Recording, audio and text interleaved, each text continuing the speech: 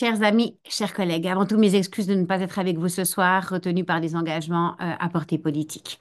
Mais je voulais passer 10 minutes, pas plus, pour discuter avec vous de cette nécessité aujourd'hui d'un engagement au-delà de la médecine. Vous avez ma déclaration d'intérêt, je travaille de façon transversale avec l'entier de l'industrie et tous mes honoraires sont versés au CHUV.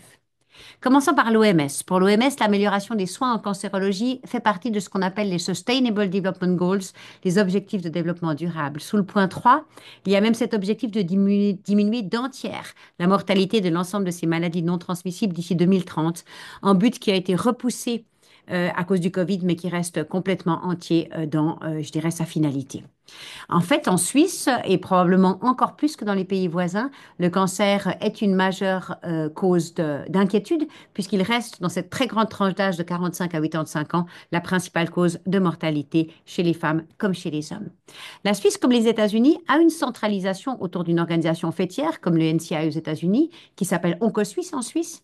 Et comme vous voyez ici, l'entier des organisations, les oncologues, les hématologues, les oncologues pédiatres, la recherche, les soins, les statistiques, tout le monde est regroupé aujourd'hui et plus encore avec des organisations qui sont en cours de recrutement sous le chapeau d'OncoSuisse afin de travailler tous ensemble, notamment autour des différents points que je vais décrire avec vous par la suite.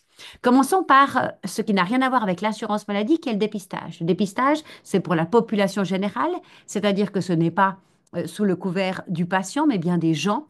Et malheureusement, il est aujourd'hui déjà inéquitablement distribué.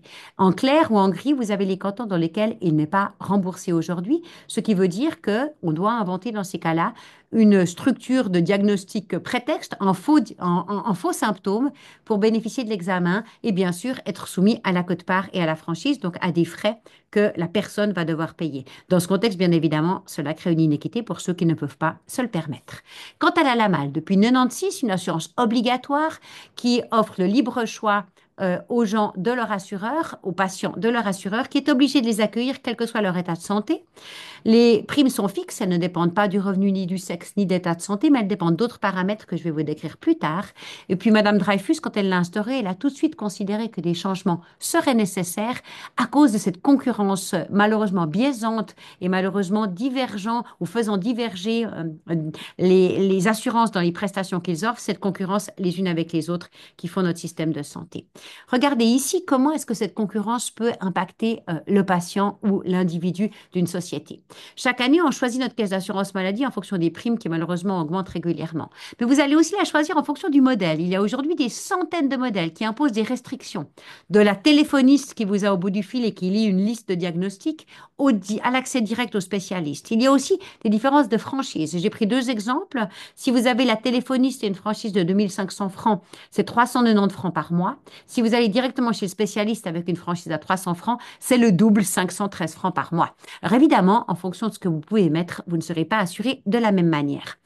Assurances sont bien sûr dans cette activité à but non lucratif avec un principe de solidarité, mais ça prévaut à deux conditions. Un, que l'assurance ne fasse pas des réserves abusives et deux, que le salaire des employés de l'assurance soit correct. Depuis 2017, le salaire des CEO des assurances ont presque doublé, atteignant presque 1 million pour les plus grandes caisses d'assurance maladie. Donc lucratif, oui, mais pour certains.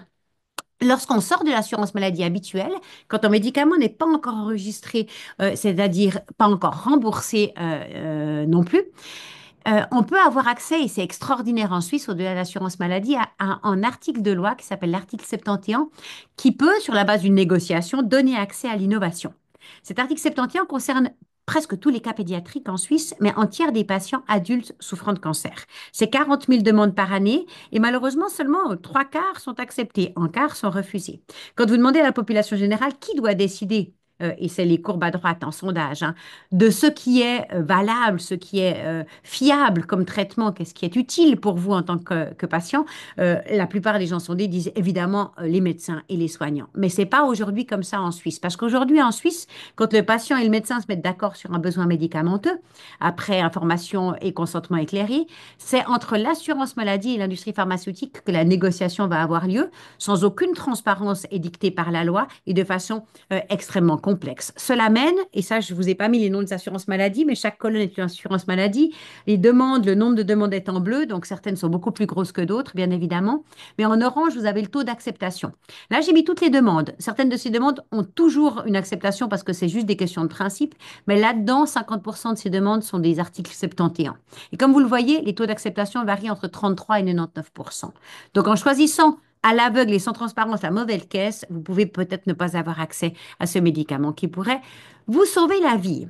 Comment est-ce que ces décisions sont prises? Alors, on a une espèce d'échelle très complexe qui s'appelle l'OLU. Elle est imposée, mais aucune transparence sur son utilisation et utilisée de façon variable. Les acteurs l'interprètent de façon variable aussi. Et puis, aujourd'hui, on demande aux industries pharmaceutiques de faire des rabais qui sont souvent pas acceptés par l'industrie pharmaceutique. Ça, c'est depuis janvier 2024. Et faute d'avoir bien pu négocier, c'est plus de 2000 patients depuis 2024 qui n'ont pas eu accès au traitement de l'article 71 à cause de ces nouvelles lois. C'est pour ça qu'OncoSuisse existe. OncoSuisse doit coordonner ses soins, travailler sur les différents points et beaucoup d'autres que je vous ai adressés, du dépistage jusqu'à la fin de vie, l'équité d'accès étant la priorité, et puis agir vraiment pour le patient sans aucun bénéfice personnel, sans aucun but lucratif. Si je vous le souligne, c'est qu'aujourd'hui, on a une mission à OncoSuisse. Je pars de 2017 où l'OMS a invité ses États membres à élaborer un plan de lutte contre le cancer. Nos voisins ont des plans cancer, l'Allemagne, la France, l'Italie. Et puis l'Europe, depuis 2021, a ce qu'on appelle le BECA, le Beating Cancer Plan, au sein de l'Union européenne, qui définit les priorités dans le cancer. En Suisse, on n'a pas de plan cancer depuis de très nombreuses années. On a d'abord commencé à formuler à OncoSuisse un master plan, c'est-à-dire on a montré ces domaines thématiques de la prévention jusqu'à vivre avec le cancer et des domaines transversaux, le manque de personnel, le renforcer les soins et la recherche, la collection de données, avec 400 experts pour expliquer ce besoin de plan cancer. Et OncoSuisse s'est vu attribuer le mandat d'écrire un plan national contre le cancer. En une année, et je ne veux pas vous décrire les détails pour pas vous ennuyer, mais en une année jusqu'à la fin de l'année, on va devoir couvrir les lacunes dans un texte du dépistage, des programmes de prévention, des programmes d'accès et d'équité, comme je vous les ai décrits avant, des programmes de soutien au sein du cancer et en parallèle du cancer, de la qualification du personnel et de la suffisance de ce personnel, des essais cliniques et de la recherche clinique, et pour finir, de la connaissance qu'on peut obtenir à propos des données. Tout ça dans un plan cancer d'ici fin 2025.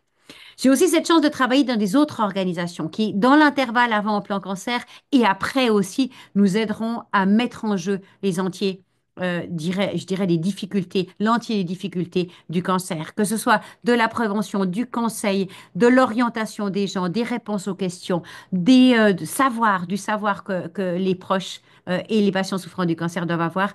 La Ligue suisse le fait et les ligues cantonales le font aussi, très proche du patient. Encore plus proche du patient, la vision globale du rétablissement, par exemple, que Ose Thérapie promeut en son sein. J'ai la chance d'en être la vice-présidente, comme la Ligue suisse contre le cancer, par ailleurs, deux organisations qui, à travers différentes activités, tiennent la main aux soignants aussi par ailleurs, mais surtout aux patients ainsi qu'à leurs proches. Et c'est des acteurs qui pour moi sont extraordinaires, fabuleux et parfaitement incontournables. Au-delà de ça, j'essaye au sein de l'International Cancer Foundation que je préside, que j'ai construit avec l'ESMO, la Société européenne d'oncologie, à travers cette fondation, d'essayer d'amener un peu plus dans les pays où il y a beaucoup moins, Bridging the Global Divide in Cancer Care à travers le monde. Aujourd'hui, depuis une année, c'est les projets et la géographie des projets qu'on a mis en cours qui parlent beaucoup de contrôle du cancer, de détection, d'expertise et d'entraînement à amener la pathologie, à amener les chirurgiens, à amener l'expérience sans aucun colonialisme, à amener l'expérience avec les moyens du bord, à amener un peu plus d'équité dans ce bas monde pour autant qu'on puisse encore y œuvrer. Donc vous aurez compris plein de choses à faire. Vous êtes les bienvenus pour travailler avec nous et nous y aider. J'aimerais tellement vous y voir tous ceux qui ont envie et le temps. C'est pas, je dirais, les activités qui manquent. Et puis, bon ben, je ne suis pas là aujourd'hui avec vous, mais j'ai envie de vous souhaiter à vous tous une excellente soirée, de magnifiques échanges. Santé à tout le monde et je me réjouis de vous revoir. Merci pour votre attention et mes excuses encore.